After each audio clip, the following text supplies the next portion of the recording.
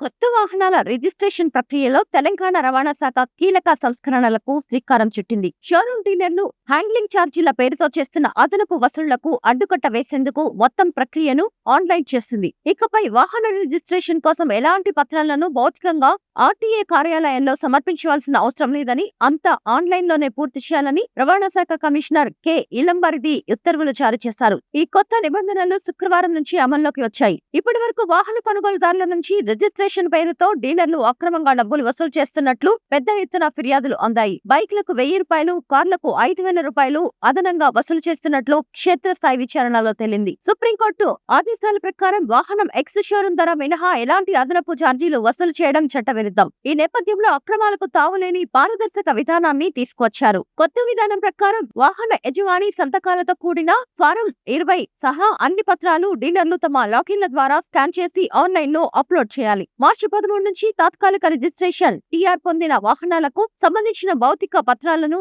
RTA కార్యాలయాలు స్వీకరించవు. ఈ మార్పుల వల్ల వాహనదారులు ఆఫీసుల చుట్టూ తిరగాల్సిన పని తప్పుతుంది. రిజిస్ట్రేషన్ నంబర్ కేటాయించిన వెంటనే షోరూంలోనే హై సెక్యూరిటీ నంబర్ ప్లేట్ అమర్చే సౌకర్యం కూడా అందుబాటులోకి రానుంది.